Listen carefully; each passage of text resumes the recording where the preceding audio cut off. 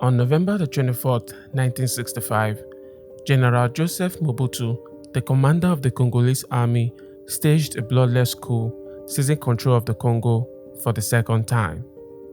In his inaugural speech, he announced to a jubilant crowd, "It took 5 years for politicians to bring the Congo to ruin. I aim to lead it to prosperity in the next 5 years." As he spoke, no one in the crowd could have ever imagined that this young and charming general would metamorphose into a ruthless, kleptocratic dictator, ruling the country with an iron fist for more than 3 decades.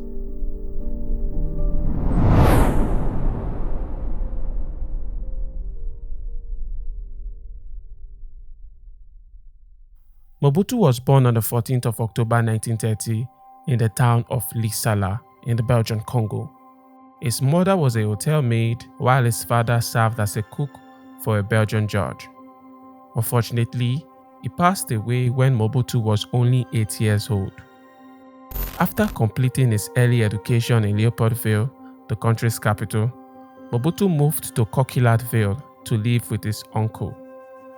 There, he attended a Catholic boarding school where he excelled in both academics and sports.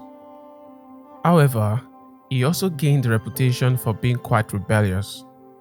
Once in 1949, he snuck away from school on a boat to Leopoldville to meet a girl. Several weeks later, the school authorities found him and brought him back to school.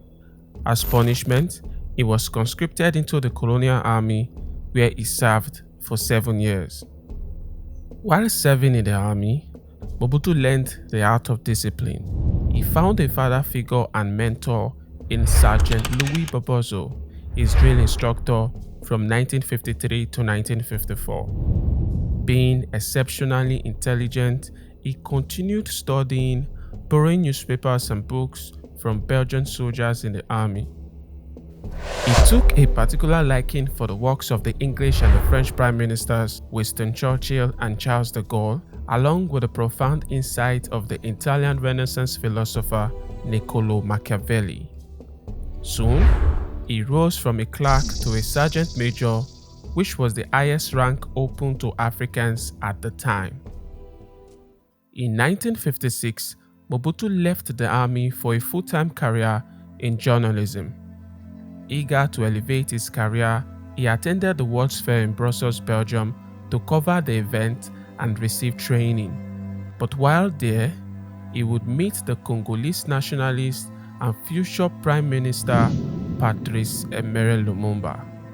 Mobutu was so impressed by Lumumba that he joined his political party, the MNC, eventually becoming his right-hand man. On the 30th of June 1960, the Congo became an independent nation, with Joseph Kasavubu as president and Patrice Lumumba as prime minister.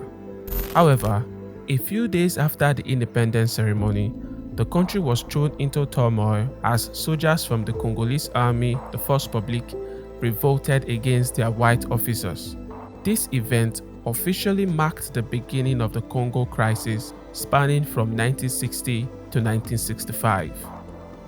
We have made a very detailed video about this crisis, so do well to check it out after watching this one. The link will be in the description of this video. For the sake of clarity, here are briefly the following events that unfolded during the crisis. After the revolt from the First Republic, Lumumba restructured the army by replacing the white officers with black ones. He also renamed the army and appointed Colonel Joseph Mobutu as the army chief of staff. But despite his relentless efforts to regain control of the Congo, the seeds of fragmentation had already been sown, and soon after, 2 of his prominent regions would secede from the country with the support of Belgium. Amid the chaos, President Joseph Kasavubu decided to dismiss Lumumba, but in a swift turn of events, Lumumba retaliated by also deposing the president. As a result, an ensuing political turmoil occurred between the two as both parties ordered Mobutu to arrest the other. However, Mobutu, who secretly supported Kasavubu, launched a bloodless coup on September the 14th, seizing control of the country and placing Lumumba under house arrest. Subsequently, Lumumba tried to escape, but he was caught by Mobutu soldiers and sent to the secessionist province of Katanga, where his life would meet an untimely and brutal end on January 17th, 1961. The next month marked a significant turn for Mobutu as he rose from colonel to major general, assuming the role of commander-in-chief of the Congolese armed forces. This transition occurred after he returned the government to President Kasavubu. The new government now directed its efforts toward crushing the rebellion in Katanga and South Kasai, and with the help of foreign intervention, notably from the United Nations, they succeeded. However, a group of Lumumba supporters known as the Simbas staged another rebellion from the eastern part of the Congo. This too was also crushed in 1965 with the assistance of the United States and Belgium. During this rebellion, Moise Tshombe, the exiled leader of the secessionist state of Katanga, was appointed prime minister. He would also find himself at loggerheads with President Kasavubu. In March 1965, the Congo held its national elections and Moise the situation, President Kasavubu deposed Tshombe and appointed Evariste Kimba of the FDC as prime minister. Kimba, who had previously served as Tshombe's Minister of Foreign Affairs during the Katangese rebellion, faced resistance as the pro-Tshombe parliament refused to ratify his appointment. This political deadlock created a perfect opportunity for the army chief, General. Upon assuming power, Mobutu swiftly instituted an unchallenged one-man rule. The initial months of his regime were characterized by a strategic focus on neutralizing any opposition. He did this by dissolving the parliament and all political activities, reducing the number of provinces from 21 to 9, abolishing the post of prime minister, and publicly executing anyone who posed a threat to his rule. Furthermore, he made the Congolese army the cornerstone of his authority. Barely 6 months into the regime, Mobutu uncovered a plot to overthrow him. 4 members of the previous regime had been caught planning the coup, the predominant of which was Evariste Kimba, the man who had briefly served as prime minister just before Mobutu's coup. They were tried, sentenced to death, sent to the gallows, and hanged before 50,000 spectators. Even though the executions were opposed by his wife and the international community, Mobutu felt that he needed to set an example to instill discipline in his regime. His former opponents, Kasavubu and Tshombe, sought refuge immediately after the coup. While Kasavubu fled to his region, Tshombe returned to Spain. 4 years later, Kasavubu passed away at the age of 52, succumbing to cancer. Dans nos démocraties, nous ne pendons pas les politiciens, nous n'exécutons pas les politiciens. Mais, je vous répète encore ici, mon cher ami, nous ne sommes pas des Européens, nous ne sommes pas des Occidentaux, nous sommes plutôt nous autres des Bantous. Et puis, ne croyez pas, parce que nous avons été colonisés par les Occidentaux, que nous sommes devenus par là des Occidentaux, nous restons Bantous, et nous avons nos mœurs, qui ne sont pas le vôtre, qui ne seront jamais les vôtres. C'est dire que la démocratie, telle que nous l'entendons, n'est pas applicable telle qu'elle ici, à votre avis. On peut l'appliquer, mais pas à la lettre, comme chez vous. Quelle est la nuance exacte alors? La nuance, c'est que chez nous, le respect dû à un chef, par exemple, c'est quelque chose de sacré. On ne peut pas jouer ou blaguer avec un chef. Lorsqu'un chef décide, il décide. As for Tshombe, he continued to nurture major political ambitions. He shuttled back and forth between Paris, Madrid, and Palma de Mallorca, thinking of a possible return. Mobutu was dead set against that. In 1967, he had him tried and sentenced to death in absentia. That same year, a shady French businessman by the name of Francis Boldenan hijacked a Spanish airliner. Amongst the passengers was the former Congolese Prime Minister Moise Tshombe. Boldenan, an agent of the French intelligence service, the SDECE, had close ties with the Congolese government. He initially invited Tshombe for an airborne jaunt from Palma to Ibiza, but on the way, he drew out his pistol, fired 2 shots, and ordered the pilot to land the plane in Algeria. Upon landing, Tshombe was placed under house arrest. Consequently, the Congolese government persistently demanded his extradition to the Congo, but the Western supporters pushed for his release. The Algerian president, Ouari Boumediene, granted none of these requests.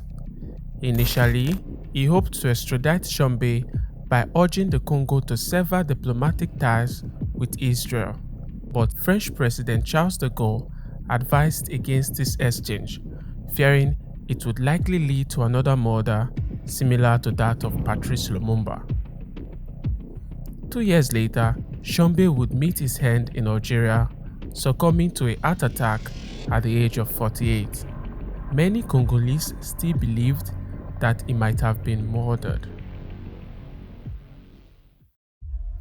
Mobutu's next victim was Pierre Mulele, a rebel leader during the Simba Rebellion and former Minister of Education under Lumumba's government. He had fled to Congo-Brazzaville after the rebellion, but was lured out of exile by Mobutu with the promise of amnesty.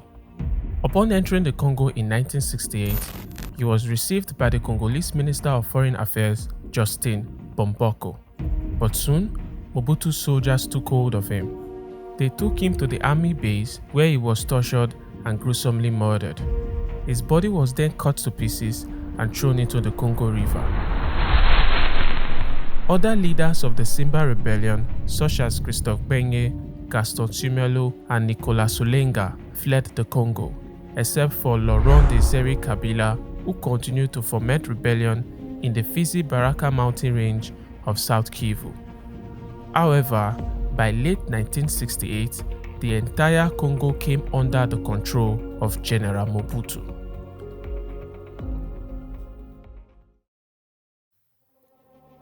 In 1967, Mobutu created a single powerful political party that became the exclusive legitimate instrument of governmental, economic, and social life in the country. This party was called the Popular Movement of the Revolution, the MPRO. Mobutu himself laid down the ideology of the party and called it Mobutuism, the thoughts, teachings, and actions of the founding president.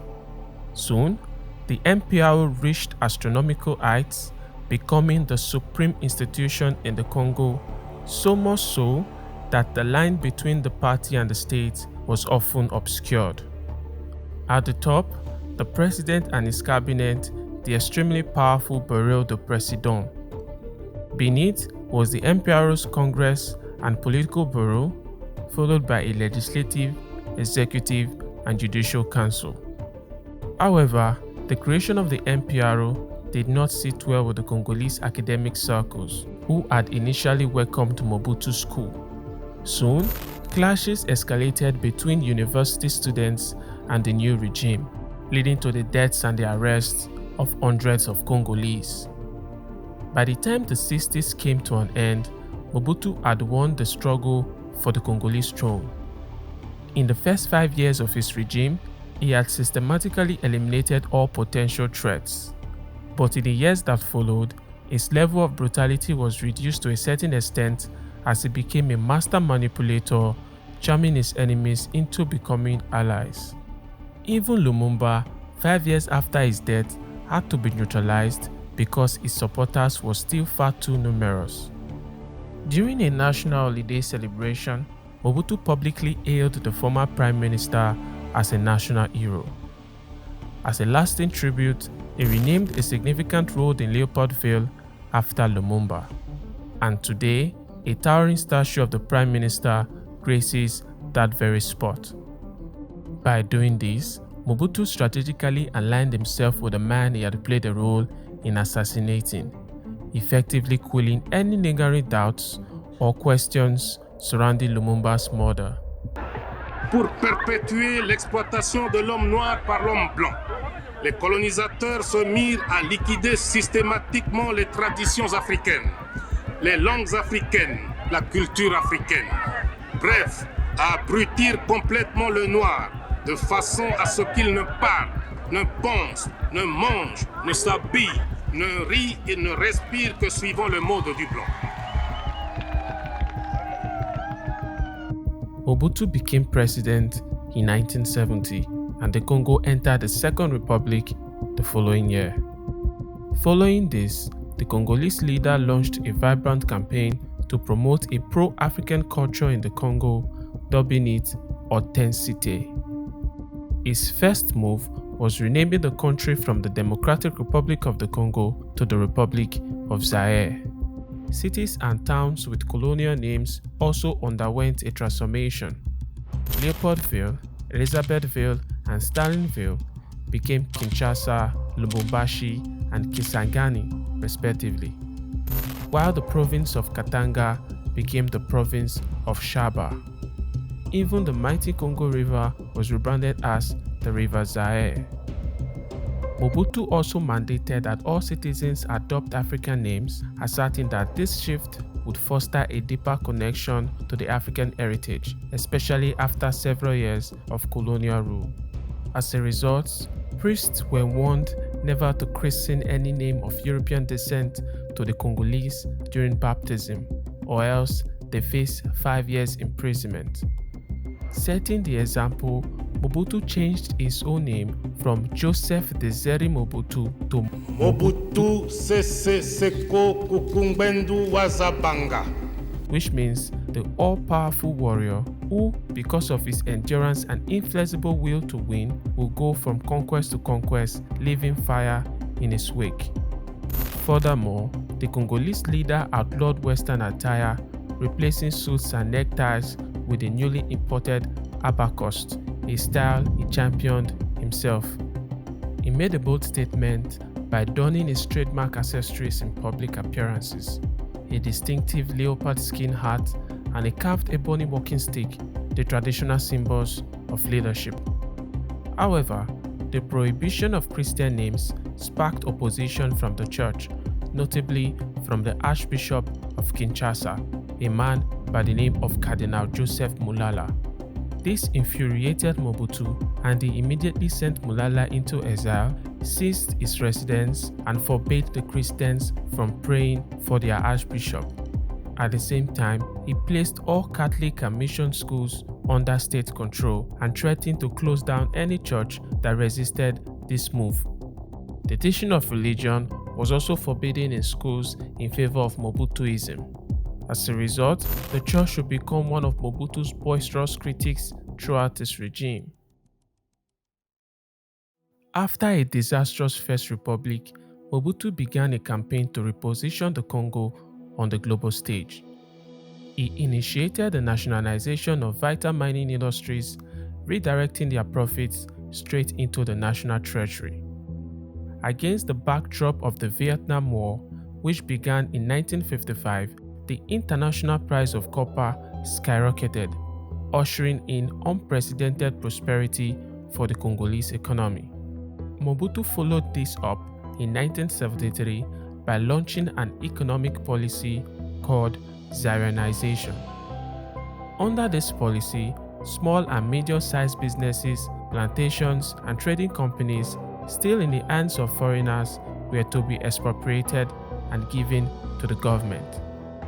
Overnight, Portuguese restaurateurs, Greek merchants, Pakistani technicians, and Belgian coffee growers saw their lifework vanish. In their wake came Zairians from the presidential circle, often lacking business acumen. In some instances, the original owners were retained as managers only to see profits siphoned away on a monthly basis. Mobutu even treated himself to 14 plantations spread all over the country, alongside controlling a quarter of the nation's cocoa and rubber production. Employing 25,000 individuals, he became the country's third largest employer. Thanks to the mining revenues and the Zairianization policy, Mobutu became so rich that he was now estimated to be among the top 10 richest people in the world. His fame grew in 1974 when he hosted the heavyweight boxing championship bout between George Foreman and Muhammad Ali in Kinshasa. The Rumble in the Jungle, as the fight was called, attracted a huge American television audience, most of whom were hearing about Mobutu and Zaire for the first time. Despite being a brilliant communicator, Mobutu failed as an economist. Things soon came to an agonizing halt in Zaire when the Vietnam War finally ended. The price of copper plummeted, and the global oil crisis at the time was beginning to be felt throughout the country. As a result, the price of commodities shot up, unemployment skyrocketed, and food became unaffordable. Mobutu's promise of economic recovery had now ended in catastrophe. In a last dish to save the country's economy from total collapse, he attempted to give what remained of the companies back to their original owners, but they were no longer interested in the least. Meanwhile, on the other side of the Angolan border, troops loyal to Moise Tshombe, the veterans of the Katanga secession, were becoming increasingly active. Many of them belonged to the Lunda tribe, a people whose traditional territory reached into Angola.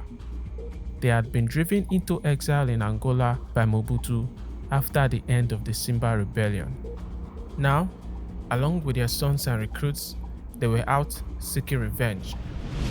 Led by a man by the name of Nathaniel Mbomba, they rebranded themselves as the Congolese National Liberation Force, also known as the Katangan Tigers.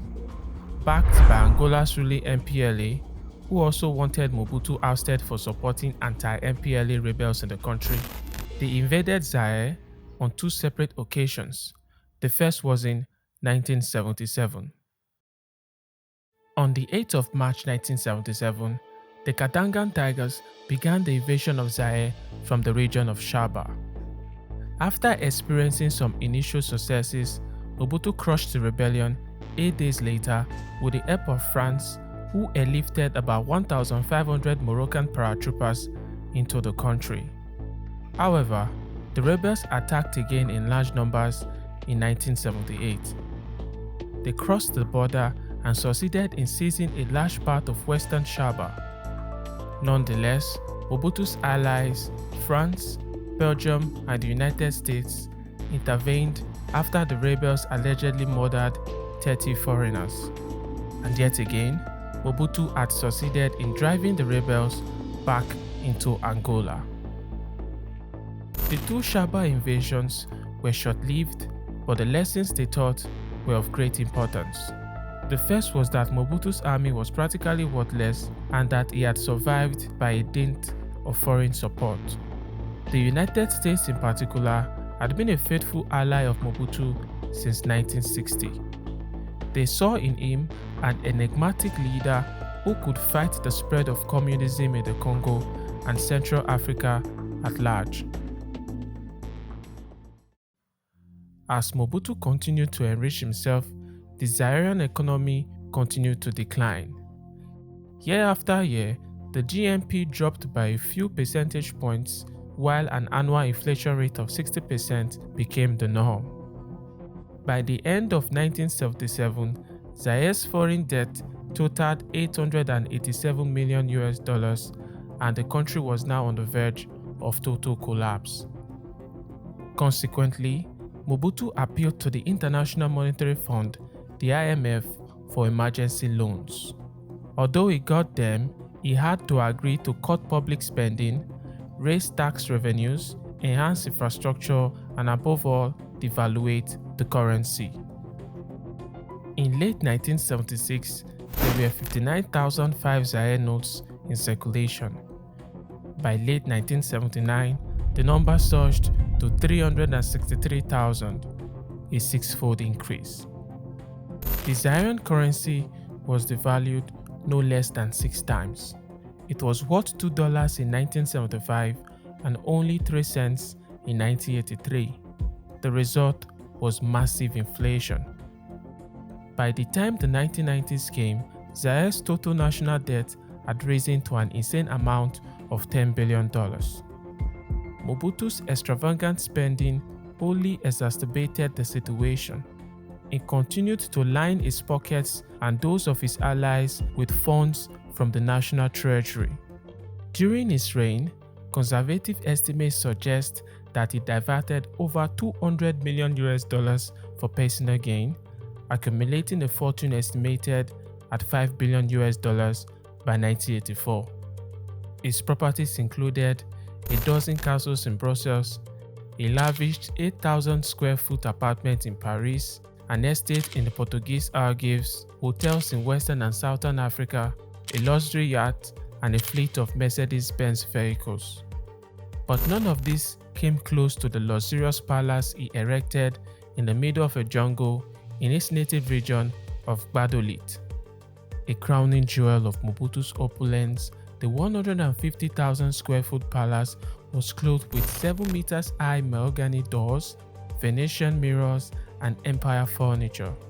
No expenses were spared and no luxury was too excessive.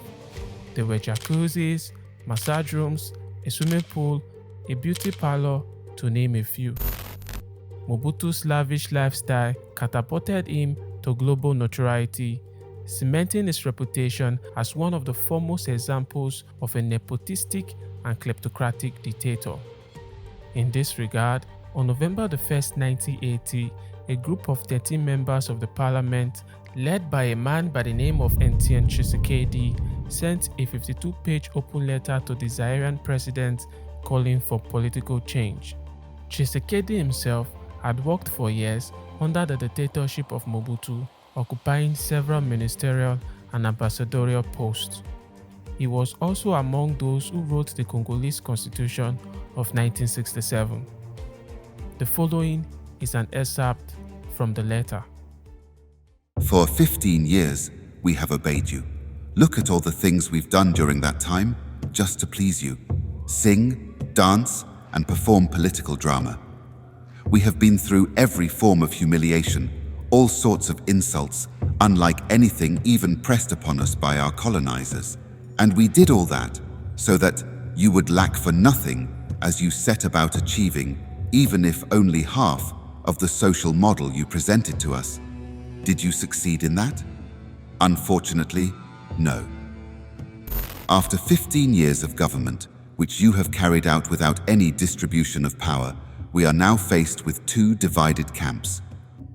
On one side, we have a few scandalously wealthy members of a privileged caste.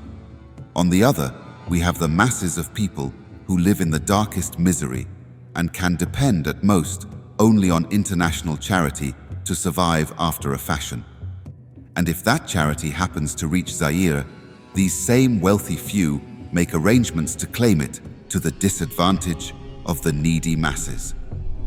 You have often said that a real chief admits his own mistakes. You have done so often enough. But the tragedy is that you do not always assume the consequences of those mistakes. And the worst thing is that you take 1 step forward and 3 steps back. Upon receiving the letter, Mobutu arrested and sent all 13 men into exile. However, in 1982, a few of them, including Tshisekedi, set up an opposition party to challenge the MPRO's single-party state. They called it the Union for Democracy and Social Progress, UDPS. 5 years later, Mobutu invited members of the UDPS to Gbadolite and asked them if they could join the MPRO. In return, he promised to offer them ministerial or managerial positions in the state-owned companies. A lot of them accepted the offer except for Tshisekedi and a few members. You see, Mobutu loved to mollify his critics by offering them ministerial positions. Also, Mobutu didn't hesitate to employ women in his power games. He used women from his province to advance his political ends and slept with wives of his cabinet ministers to hear their secrets and humiliate them. Additionally, the Zairian leader had many spies and informants everywhere. He was so feared all over Zaire that the cabinet ministers asked to dine with him often pretended to be on a strict diet or having intestinal problems as they were afraid of being poisoned. His special military force, the DSP, made up of soldiers from his native tribe, was tasked with the sole purpose of protecting him. Commanded by his cousin, these men were unrelenting and loyal. However, the hardcore of Mobutu's special military unit was the Leibo, nicknamed the Owls. They were in charge of eliminating Mobutu's internal opponents. The beginning of the 90s saw a major change in the global political landscape. On Christmas Day of 1991, the Cold War, which had been ongoing for more than 45 years, finally came to an end. And with it came the end of the United States' support for Mobutu. Meanwhile, earlier in 1990, Nelson Mandela, the South African anti-apartheid activist who had been in jail for 27 years, was finally released. This gave hope to Africans and sent shockwaves throughout the continent. Soon, cries to end the single-party system in favor of a multi-party one were heard all over the continent, and soon after, it reached Zaire. Mobutu, realizing that he could no longer ignore the cries of his people, decided to consult them. His friend and fellow dictator, President Nicolae Ceausescu of Romania, had been publicly executed in 1989. He now feared that the same fate might befall him, as the Congolese people had begun to nickname him Mobutu Sese Seko, a clear reference to his late Romanian friend. Consequently, Mobutu sent a group of consultants from city to city to organize public hearings. All over the country, citizens were allowed to express their opinions and air their grievances concerning Mobutu's regime. The first hearing was held in Goma and Mobutu was in attendance. He was quite willing to hear the constructive criticism, but what came out was rain of complaints. This was too much for him to bear, so he refused to attend the rest of the sittings. The investigators did their job, drawing up 6,000 reports, of which a bulk of them spoke against his government. Following this, on the 24th of April 1990, Mobutu summoned all his generals, magistrates, cabinet ministers, provincial governors, and members of the parliament and announced the end of the single-party state.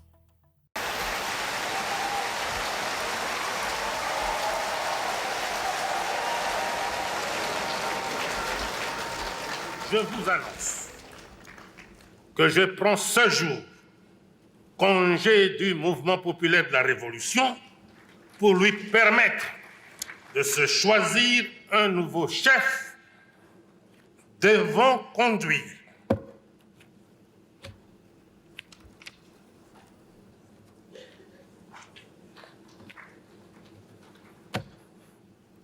Comprenez mon émotion.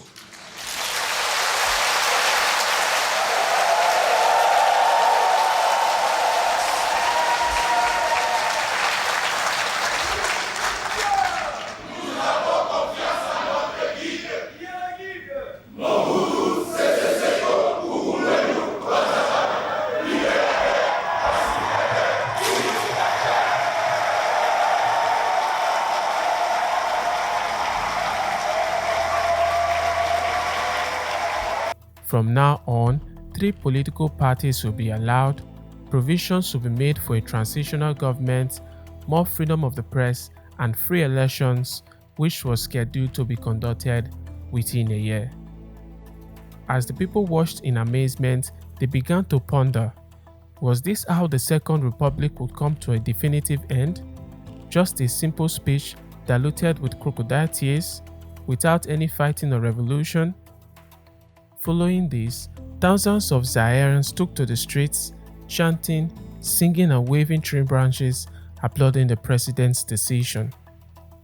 They weren't prepared for what would come next. Barely a few weeks after Mobutu's emotional speech, conflict broke out between the students of the National University of Zaire at the Lumumbashi campus and Mobutu's forces. The students had organized a peaceful demonstration in solidarity with fellow students in Kinshasa, the country's capital, when they discovered 3 other students from Mobutu's tribe who had worked as spies for the president and constantly gave the security forces the names of opponents in the government. Resultingly, the 3 students were badly beaten, stoned, and thrown into a hole before the police came to their rescue. But at night, Mobutu's Leibo forces, comprising men from his tribe, stormed the university campus with daggers and machetes to avenge their brothers who had earlier been beaten. They succeeded in executing an undetermined number of students, some say as high as 50. Following this, the European Union, Canada, and the United States ended all non-humanitarian aid to Zaire. They no longer had any need for Mobutu and his regime. The mounting internal opposition and international pressure provoked by this massacre forced the convening of a sovereign national conference in Kinshasa to deliberate on the future of the nation and provide a shift from the Second to the Third Republic. The participants did not only include politicians and provincial representatives, but also heads of major organizations and churches. Meanwhile, on September 23, 1999, soldiers at the Paratrooper Center in Kinshasa staged a mutiny. Many of them had been unpaid for a long time. They took control of the nearby airport and engaged in serious looting.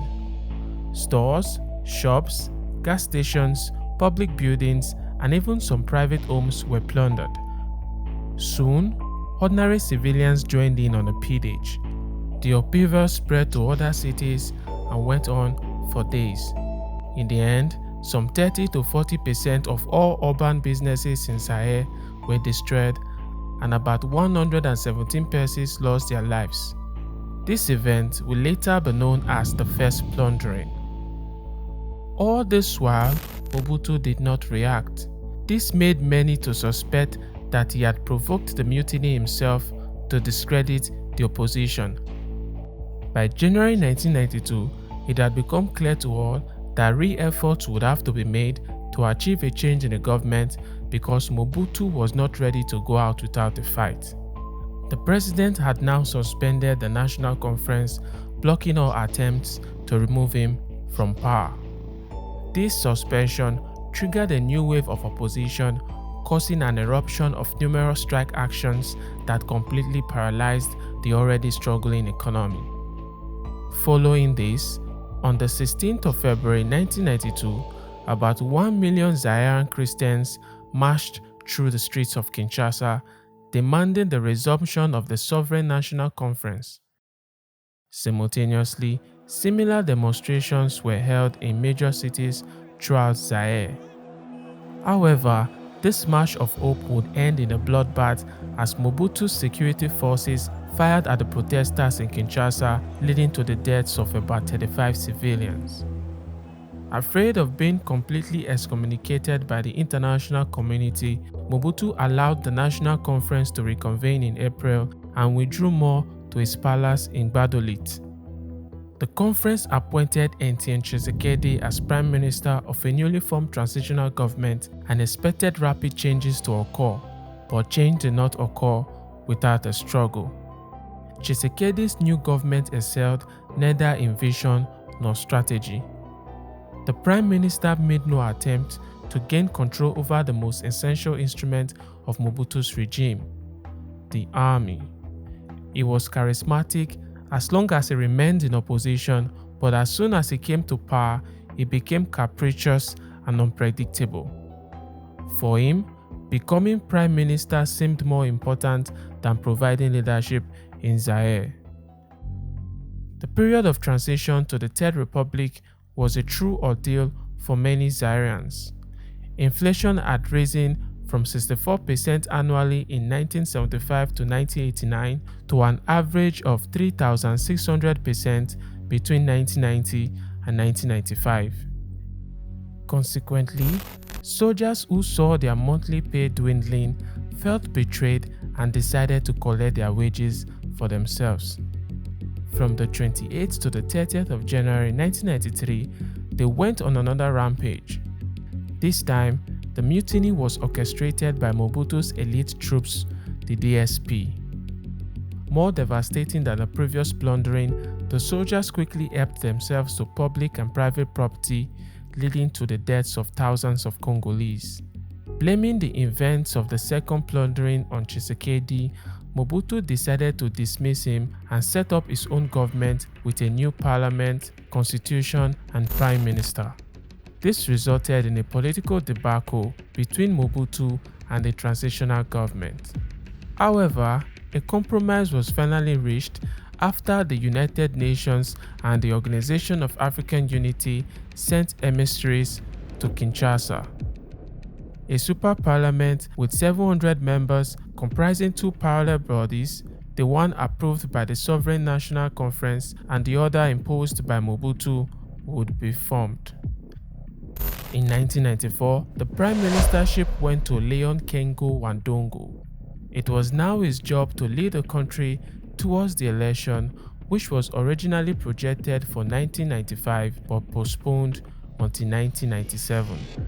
However, violence was beginning to brew in eastern Zaire, particularly in the regions of North and South Kivu. The age-long conflict between the Rwanda-speaking population and the Congolese there was beginning to escalate. Coinciding with the following events, a humanitarian catastrophe of seismic proportion would take place in Zaire's smallest neighbor, Rwanda, that would destabilize the entire region.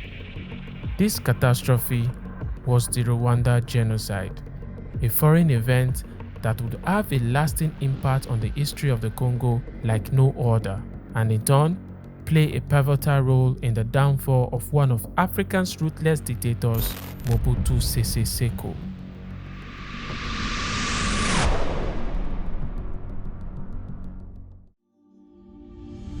The downfall and eventual overthrow of Mobutu Sese Seko, the longest-serving president of the Democratic Republic of the Congo, can be traced back to the influence of one of his smallest neighbors, Rwanda. In 1994, the Congo was home to two distinct Rwandan communities, the Banyawandas and the Banyamulenge. Both occupied the border regions of the country, with the Banyawandas located mainly in North Kivu and the Banyamulenge located in South Kivu. When colonial boundaries were drawn in the late 19th century, many native Rwandans ended up on the Congolese side of the border in Kivu. Also, with the arrival of the Belgian colonizers, numerous Rwandans were forcibly moved to the Congo for manual labor. Another notable wave of Rwandan immigrants, particularly from the Tutsi ethnic group, fled to Congo in 1959, deserting the social revolution that empowered the Hutu in Rwanda. Settling mainly in South Kivu, they assimilated with the native Banyamulenge population, who were also Tutsis. But soon, tensions would develop between these groups, particularly with the Banyawandas and the indigenous Congolese, culminating in a 3-year conflict known as the Kanyawanda War. Upon assuming power in 1965, Mobutu extended citizenship and political rights to the Rwandans residing in the eastern regions. He envisioned that, as a minority, they would help him maintain a tight grip on power and prevent opposition from the more populous ethnic groups in the region. However, in 1981, the Congolese National Assembly passed a restrictive citizenship law that denied the Banyamulenge and Banyarwanda citizenship and all political rights, even though many of them had been in the Congo since its borders were drawn. Though never enforced, the law greatly angered individuals of Rwandan descent and contributed to a rising sense of ethnic hatred. In the early 90s, conflict came to the fore again in North Kivu when members of the indigenous Onde and Yanga ethnic group entered the towns of Mtutu, Mtoto, Masisi, and Rutshuru, killing Hutu and Tutsi Banyarwandas and burning their houses in the process. A few days before the massacre, the governor of North Kivu, a man by the name of Jean-Pierre Kalumbo Mboho, publicly questioned the nationality of the Banyarwandas in his speeches, pledging to use security forces to assist the Onde and the Yanga in eliminating them. Resultingly, the Banyarwandas responded to the killings with a round of bloodletting against the Onde, leading to tens of thousands of deaths between March and July 1993. The Banyarwandas claimed that the indigenous people never regarded them as Congolese and wanted to chase and exterminate them, and so they continued to agitate for more rights and refused to pay taxes to the local leaders of the Onde ethnic group. At the same time, the Onde feared that the Banyarwandas aimed to assert territorial claims in the Kivu region, which they traditionally viewed as part of ancient Rwanda. Consequently, in July 1993, Mobutu traveled to Goma, the capital of North Kivu, and promised to grant citizenship and voting rights to the Banyarwandas. He also sacked the provincial governor, replacing him with a man by the name of Christophe Moto Mupenda. Without any shots being fired, Mobutu's presence alone brought apparent calm to North Kivu. Organizing a series of meetings, he allowed an explosive situation to be managed, and tensions in the region soon diminished. But these patient efforts were soon obliterated by an external event so immense that it destabilized the entire Great Lakes region, contributing significantly to the downfall of the Congolese leader. This event was the Rwandan genocide.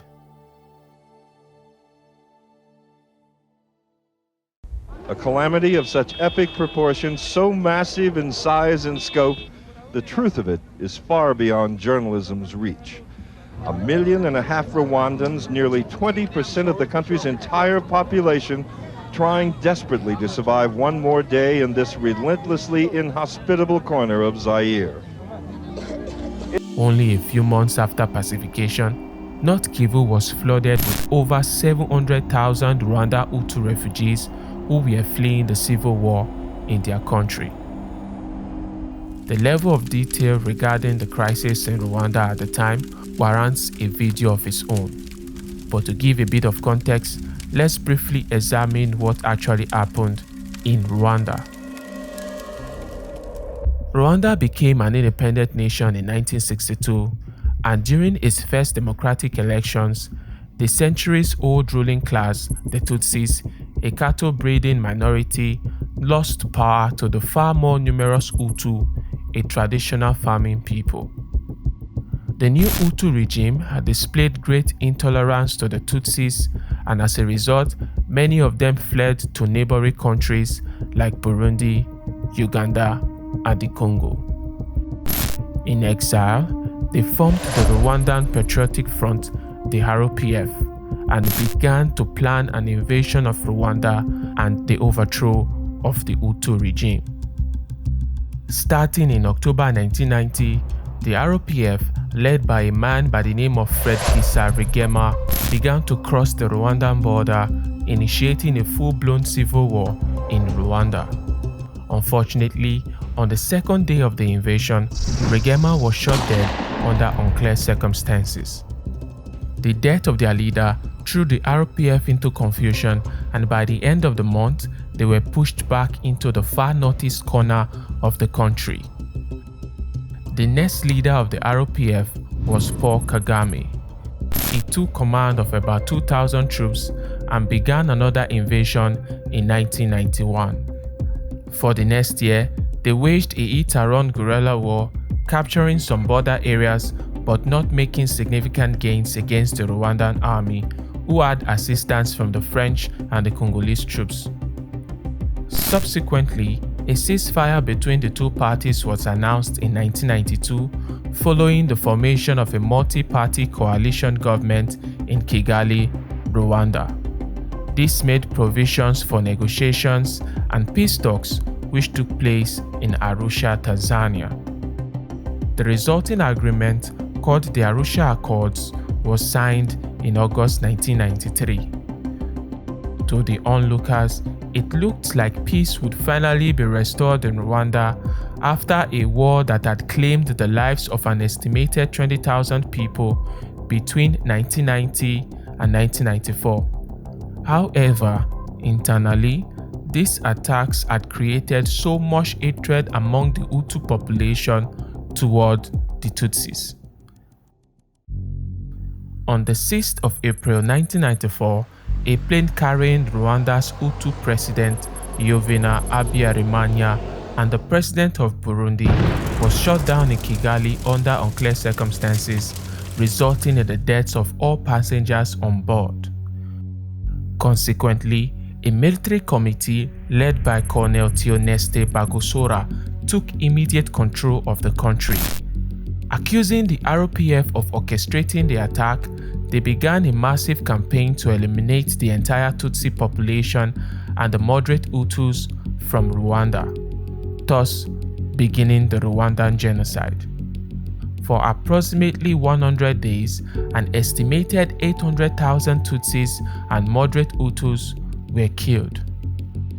Eventually, by the end of July, the RPF succeeded in overrunning the country, defeating the Rwandan army and overthrowing the Hutu regime. This sparked a massive exodus of Rwandans into neighboring countries, leading to one of the largest refugee crises in Africa, known as the Great Lakes Refugee Crisis. Amongst the refugees were Tutsis fleeing the genocide, as well as over 1 million Hutus escaping the subsequent incursions from the RPF. While over 200,000 people fled to Burundi and up to 500,000 in Tanzania, approximately 1.5 million refugees ended up in Eastern Congo. President Mobutu had granted permission to lodge the refugees in his country.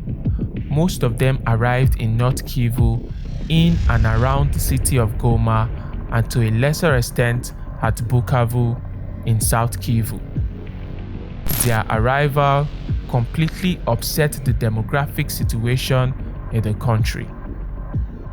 Prominent amongst the Hutu refugees were the genocidaries themselves, which included elements of the former Rwandan army and the extremist Hutu militia known as the Interahamwe. Now in the Congo, there are two major objectives: the recapture of Rwanda and the complete extermination of the Tutsi population. Soon, the Hutu genocidaries initiated attacks against the new RPF regime in Rwanda. Kagame saw this as a serious security threat, and given Mobutu's inability to halt the genocidaries, he resolved to take action. Somebody made a very big mistake and ordered whoever did it without order and spent some hours sharing our territory in Cyangugu and killed people and wounded others. That has got its own consequences, of course. Yes.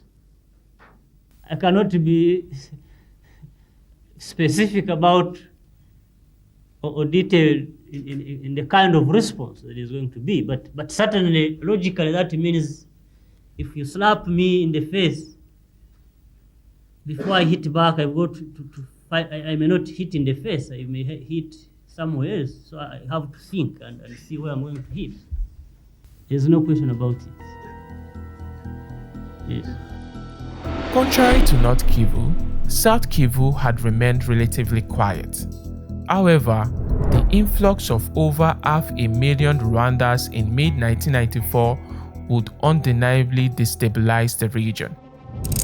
In early 1996, the Banyamulenge population in South Kivu came under immense attack from the native Congolese after the deputy governor of the province ordered their repatriation. At the same time, Rwanda was fully preparing the ground for an invasion of the Congo from South Kivu. Examining the unrest in the region, Kagame began to recruit and train about 2,000 Banyamulenge rebels in northwest Burundi to infiltrate the refugee camps in the Congo and eliminate the remaining perpetrators of the Rwandan genocide. At the head of the invasionary force was the Rwandan officer James Kabarebe. He was one of Kagame's most trusted men. In the coming months, these rebels, reinforced by soldiers from the Rwandan Patriotic Army, launched the Banyamulenge Rebellion. Facing a disorganized and unmotivated Congolese army, the Banyamulenge rebels began shelling major refugee camps in South Kivu, resulting in many casualties. Soon, the rebellion quickly expanded into the already volatile province of North Kivu. Although these attacks were initially perceived as a rebellion, the RPF's decision to target refugee camps suggested that this was more than just a rebellion, and rather it was an extension of the Rwandan civil war into Congolese territory. However, the rebellion did not remain Tutsi-dominated for too long. You see, Mobutu's kleptocratic and dictatorial rule created enemies in virtually all sectors of the Congolese society. When he came to power in 1965, his regime enjoyed support from the United States because of his anti-communist stance, but his totalitarian rule and corrupt policies brought the Congo to ruins. Following the end of the Cold War in 1991, United States support for Mobutu was at an all-time low. Seeing this, he tried to democratize the country, but ultimately resulted in a political crisis because of his unwillingness to yield power and implement broad reforms. The situation of the country now created a weak central state, and even though the Congolese leader made numerous attempts to surmount the massive attacks from the rebels, he possessed neither the military capability to halt them nor the political capital to attract international assistance. As a result, the Banyamulenge rebellion benefited from massive public support and grew to be a general revolution rather than a mere uprising. Furthermore, the rebellion also encouraged opposition groups and separatists throughout the country. Soon, with the backing of the RPF, the Banyamulenge rebels and non-Tutsi militias in the Congo coalesced and formed the Alliance of Democratic Forces for the Liberation of the Congo, AFDL. Its leader and spokesman was a man by the name of Laurent Désiré Kabila, who had been a long-time opponent of Mobutu's government. Other notable leaders of the AFDL include Deogratias Bogera, Osem Musasu Nindaga, and Andre Kesase Ungando. With the formation of the AFDL, the rebellion's main objective now shifted to the overthrow of Mobutu Sese Seko. As the rebellion progressed, Kabila recruited and trained a lot of young Congolese boys in their teens who were often referred to as the Kadogos, meaning child soldiers. Dressed in loose-fitting uniforms and sturdy black rubber boots, they were convinced that they were now the new liberators of their country.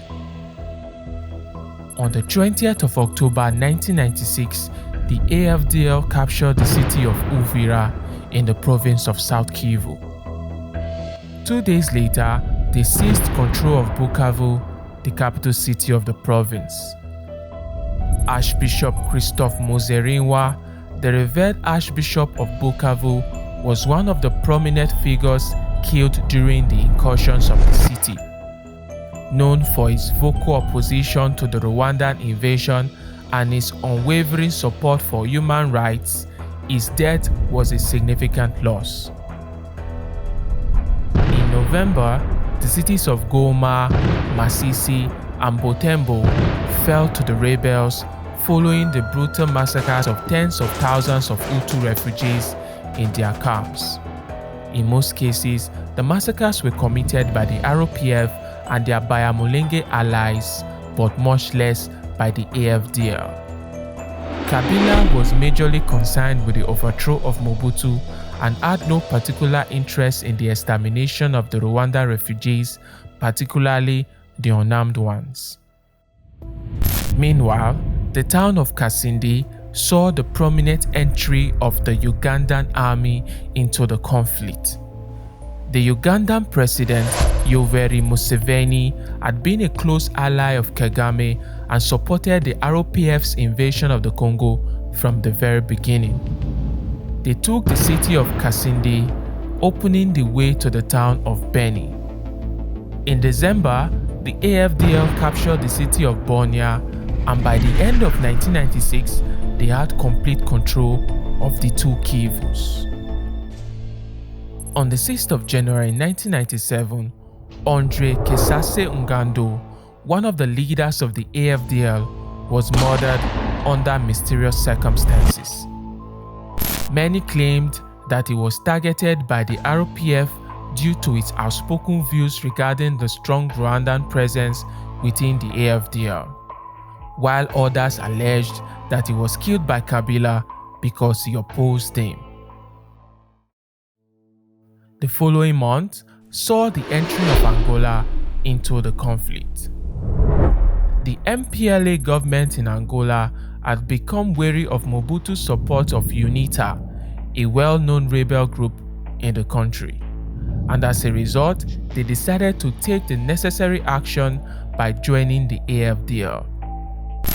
Similarly, the remnant of the Katangese gendarmes, a rebel group previously exiled after 2 unsuccessful attempts to invade the Congo, also aligned with the AFDL. Their entry caused the rebellion to pick up speed. Together, they captured the city of Wassa on January the 25th, followed by Isiro on February the 10th. Later that month, 2 groups left Bukavu, proceeding south and west.